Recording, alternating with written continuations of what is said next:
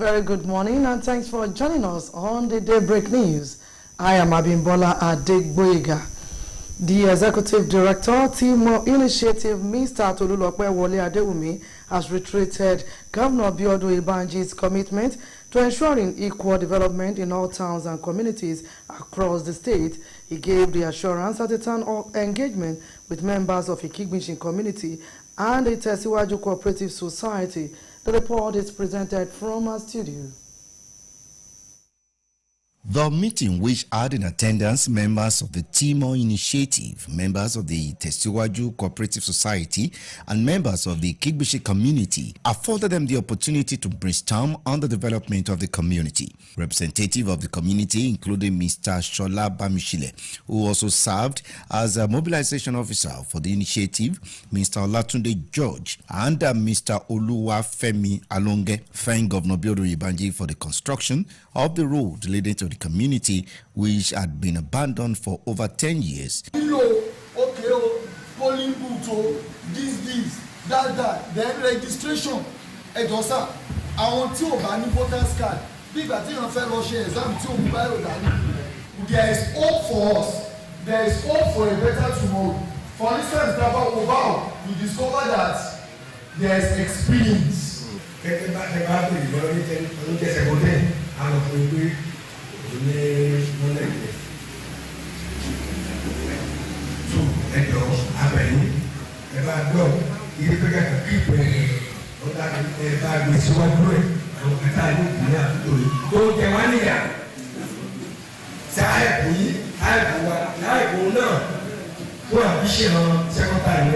Also, the president of the Tesiwaju Cooperative Society, Mr. Olorunwa, requested government support for the cooperative society. Responding, Mr. Tolulope Wole Adewumi clarified that the initiative's activities are driven solely by the admiration of the Bao administration's progressive agenda and dispel claims of government funding. He assured them that all their needs will be channeled to the appropriate authorities and promised them quick response.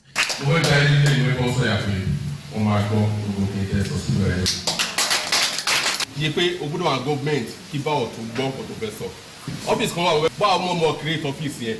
So create office so anybody can walk in. Anybody only that more only at mobile. Anytime, any day, okay, you can buy a fee, you can buy a pen, you can buy a book, you can buy a pen machine.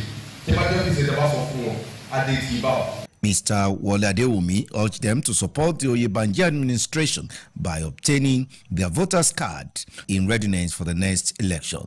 Mr. Tolulope Adewumi declared that the meeting served as a platform for constructive dialogue to demonstrate Bao administration's commitment to community engagement and development.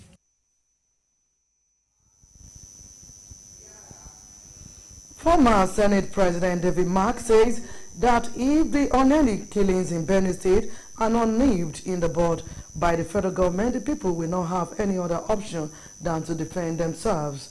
Mark, in a statement by his media advisor, Paul Mume, decried the deteriorating security situation in Benue, which he said had led to the loss of hundreds of lives and widespread destruction of property. He described the killings as senseless, tragic, and unacceptable. The Ohanaeze Ndigbo worldwide has also condemned the killings in Benue State and called on both the federal and state government to urgently stop the violence. The group made the call in a statement issued by its National Publicity Secretary, Dr. Ezeshi Shuku, and made available to newsmen in Enugu. According to Shuku, Ohanaeze unreservedly condemned the horrifying massacre of over 100 people and burning of houses by gunmen who reportedly invaded Yewata community in the early hours of Saturday. He added that Ohanaeze decried the prolonged inability of government and security agencies to stem the escalation of attacks in Benue and other parts of the country. President Bola Tinubu has announced a shift in official schedule to prioritize addressing the escalating crisis in Benue State. Originally slated to visit Kaduna, the president will now travel to Benue on Wednesday, June, to directly engage with the communities affected by persistent violence. During his stay, the president plans to meet with the key stakeholders, including traditional rulers, political leaders, religious figures, community representatives, and youth groups. These meetings are intended to foster dialogue and identify practical solutions to the hostilities that have destabilized the state. The former governor of the Central Bank of Nigeria, CBN, Mr. Godwin Emefiele, has pleaded not guilty to alleged unlawful possession of an Abuja property containing 753 duplexes. Emefiele pleaded not guilty to the 8-count charge, which included fraud and forgery, filed against him by the EFCC. Prosecution counsel Mr. Rotimi Oyedepo-San asked the court for an accelerated hearing on the matter shortly after the accused pleaded not guilty. Delivering ruling, trial judge Justice Yusuf Alilu granted bail to Emefiele. The federal government, the Federal High Court in Abuja has rejected the federal government request to issue an arrest warrant against the suspended senator representing Kogi Central Senatorial District, Natasha Akpoti-Uduaghan, following her failure to appear in court for arraignment in alleged defamation suit. The presiding judge, Justice Mohammed Umar, delivered the ruling after the federal government counsel informed the court that the charge had been served on a lawyer earlier in the courtroom. And on the foreign scene, for the first time in 13 years, a passenger plane from the European Union has landed in Damascus. The down-air flight from Bucharest arrived this morning with 138 passengers on board. This marks the first time commercial flight by European Union-based airline to Syria since early 2012. Pakistan has closed border with Iran for an indefinite period as war continues between Iran and Israel. The airspace in the region has been impacted with missiles flying through neighboring countries in both directions. Tens of thousands of pro-Palestine demonstrators gathered in Netherlands to propose Israel genocidal war on Gaza and to call on the government to take a stronger stance as nearly 53,000 Palestinians have now been killed in the more than 20 months. Huge crowd of people marched through the streets of The Hague for the second time in 4 weeks towards the International Court of Justice. And to sports, Nigerian-born American martial art athlete Kamaru Usman defeated Joaquin Buckley in the UFC welterweight fight by unanimous decision. The victory ended a run for 3 consecutive defeats for the former 5-time defending champions who last tasted victory in 2021. And for more on sport, let's join Tunde Adeyemo of our sport desk. The Nigerian Nightmare Kamaru Usman secured a unanimous decision victory over Joaquin Buckley in their UFC fight at State Farm Arena in Atlanta on Sunday. The 38-year-old former UFC welterweight champion scored 49-46, 49-46, and 48-47 on all 3 judges' scorecard to secure a surprise victory over the informed challenger. All for your winner by unanimous decision, the Nigerian Nightmare, Kamaru Usman. The victory ended a run of 3 consecutive defeats for the former 5-time defending champion.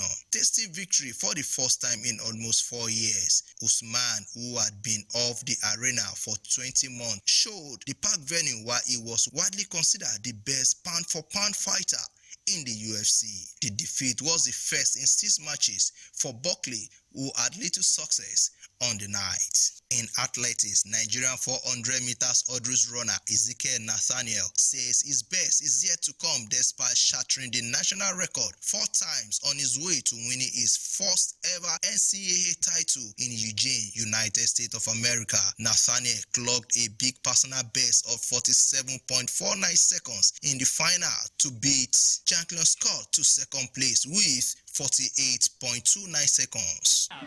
He is challenging Ezekiel as they come up the finishing stretch, but there Ezekiel just switched gears. But JQ, this is probably going to be a lifetime best for the Aggie. That moves Ezekiel up to the number 2 time in the world this year. His winning time of 47.46 seconds is the second fastest time of 2025, only behind Casting Waum and ahead of Alison Dos Santos, two of the three athletes, along with Rai Benjamin, who had pushed the event to some of the fastest time in history. Also, another Nigerian 19-year-old Samuel Ogazi proved unstoppable in the men's 400 meters finals as he produced a stunning 44.84 seconds, improving on a silver medal from last year and becoming the first Nigeria to win the title since Clement Chukwu in 1999. Now to football. The 2025-2026 Nigerian Premier Football League season will kick off on Friday, August 22, 2025. Chairman of the NPFL board, Gbenga Elegbeleye, made this known last weekend at the Nigerian Football Federation's headquarters in Abuja. The announcement is expected to be followed by the release of the full fixtures for the upcoming season. Elegbeleye, who emphasized that the significance of the date was part of the Federation's strategy to align domestic football calendar with continental competitions. Al-Ali have improved their offer for Victor Osimhen, hoping to entice the Nigerian striker with a whopping contract offer worth up to 50 million euros per year. Al-Hilal had hoped to force a deal through before the Club World Cup, but their interest in the player remained strong. Napoli will be glad to see the player leave the club after he spent last season on loan at Galatasaray. While Osimhen's decision to turn down Al-Ali suggested he viewed his future in Europe, another 20 million per year might just test his resolve. And lastly, on Sport Tonight, Gennaro Gattuso has been named Italy's new coach and will be tasked with helping the Azzurri qualify for the 2026 World Cup after replacing Luciano Spalletti. The 47-year-old was part of the 2006 World Cup winning side and won 73 caps for the national team as a player. The Italian Football Federation said Gattuso will be presented to the media on Thursday. From the Sport Desk, Tunde Adeyemo. And that's it on the Daybreak News. Don't go away. Daybreak Nigeria continues after this timeout.